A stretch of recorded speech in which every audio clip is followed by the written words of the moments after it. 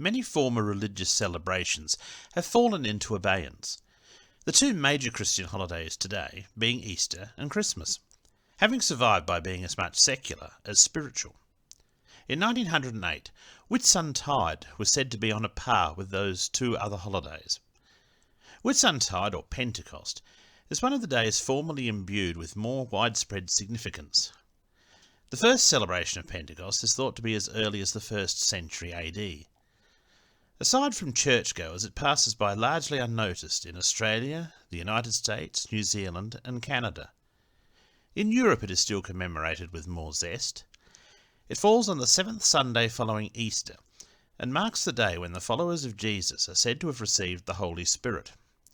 From the celebrations which linger in Europe, it is apparent that it was overlaid onto former pagan spring fertility customs.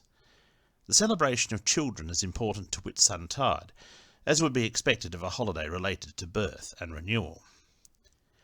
Whitsuntide was formerly an important holiday in Britain, until 1971, when the day was changed into Spring Bank Holiday, a signal acknowledgement of the change in worship from Jehovah to Mammon. The term Whitsun is largely thought to derive from White Sunday, alluding to the white clothing worn by the newly baptised.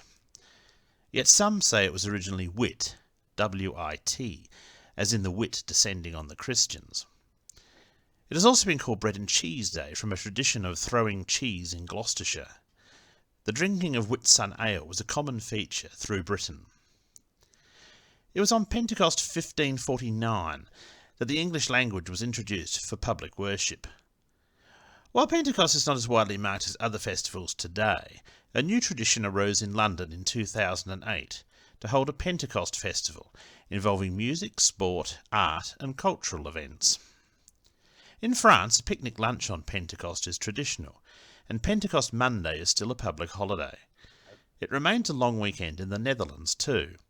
Today music festivals mark the occasion. In the past, the unmarried men in a village would choose one of the unmarried girls to be the Pentecost bride, or Pentecost flower. The chosen maiden would be decorated in garlands of flowers and crowned with blooms, and be the focus of a parade through the village. This ritual marking a time when young people would form couples, which might eventually lead to a marriage. The symbols of Pentecost in Germany also include a flower, with red and white peonies referred to as Whitsun roses. Birch trees are symbolic of the day there as well, as the trees are just coming into leaf, and hence usher in the springtime, and the fertility returning to the land. In Lower Saxony, birch trees are decorated with wreaths, and young men used to fix a sprig of birch on the wall beneath the window of the room of an unmarried woman they were interested in getting to know better. The ritual can be traced back centuries, if not thousands of years. A variant on the Maypole survives in Oelde in North Rhine-Westphalia, where 3 large poles are festooned with greenery and joined at the top to create a structure under which people dance and sing folk songs. As the weather was warming, it was the time cattle were taken to mountain pastures, and some of the finest animals are still dressed by farmers in floral garlands and paraded through the streets of small towns. In Poland, it is known as the Green Holiday, due to homes being festooned with green foliage to bring good luck to them, a clear remnant of the nature worship which prevailed prior to the 12th century. In nearby Estonia and Finland, eggs are painted, as at Easter. Other pagan celebrations co-opted which survive are the game of hunting the green man, a hidden person dressed in a suit of leaves and moss whom children search out, and dressing cattle in gaudy decorations. In Russia, village girls were formerly auctioned off to the menfolk as dancing partners. The highest prices were paid for the privilege of dancing with the prettiest and richest girls, as the dances often led to engagements and marriages. The tradition was reported to have been revived around 1914 in some areas. The Sydney Evening News of the 24th of May 1902 remarked upon a curious tradition in Corby, Northamptonshire.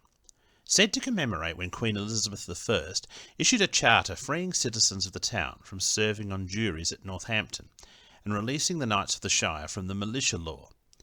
Every 20 years, until 1882, on Whit Monday, a poll fair was held.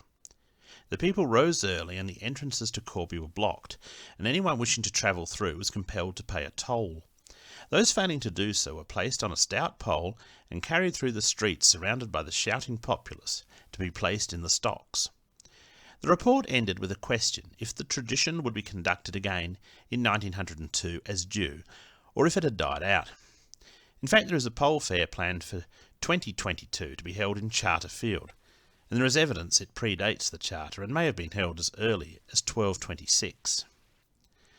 The scouring of the famous White Horse of Uffington was a Whitsunday tradition every 5 years, since at least 1677. Many other towns and villages in England had events unique to them.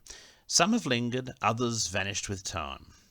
Some of the stranger beliefs and customs attached to this day were reported in a 1914 edition of the Albury Banner and Wodonga Express for the 27th of November of that year. In Italy it was said that a child born on this day was foredoomed to either kill or be killed. To prevent this fate, the child would have to undergo a ritual burial. A small grave was dug and the child placed therein, and lightly sprinkled with soil. A lattice work of twigs was placed over the baby, and sods of earth laid over it. Then the baby would be brought back from the underworld, free of the curse. Again, it is evident that this harkens back to ancient rituals surrounding the rebirth of nature following the winter's cold.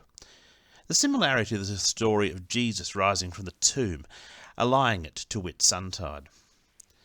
In some churches in Europe, fires were discharged from the roof, doves let loose, and rose petals scattered inside the buildings.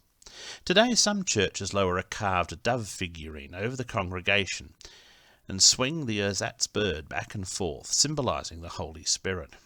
Letting a dove fly free through a hole in the roof is noted as having occurred at St. Paul's Cathedral in London in past times. A curious tradition in Spain was the use of machines to create a noise like thunder. Apparently they caused so much damage that they were dispensed with prior to 1914. As in other parts of Europe, fire was thrown from the roofs of church in the form of flaming torches. Perhaps fortuitously, water was also thrown from the same roofs, as were oak leaves, wafers, and cakes. Doves were let free by children. In Ireland it was said that all those people who had died at sea rose to the crests of the waves on white horses at Whitsuntide and frolicked about.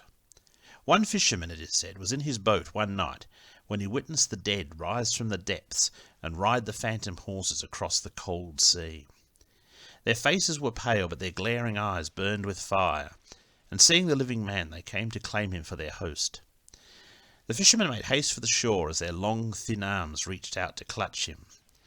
Evading them by a hair's breadth, he stumbled onto the sands, and only then noticed that one of the ghostly horsemen was an acquaintance not long dead. It was the only one of them which spoke, and urged his former friend to hurry away as fast as he could, which the fisherman did, without a glance behind him. In the Gwenep pit in Cornwall has been held a celebration since 1807, attended by as many as 10,000 people, remembering the life and work of the evangelist and founder of Methodism, John Wesley. Wesley preached in the former copper mine 18 times in the late 18th century. After Wesley's death, the pit, which was formed by subsidence of the land, had earth seats formed around the edge to create a type of natural amphitheatre, known as a preaching pit. Finally, and I cannot be sure that this is a true account, but nevertheless, one writer claimed in olden days that he went to the top of a hill to watch the sun rise on Whitsuntide.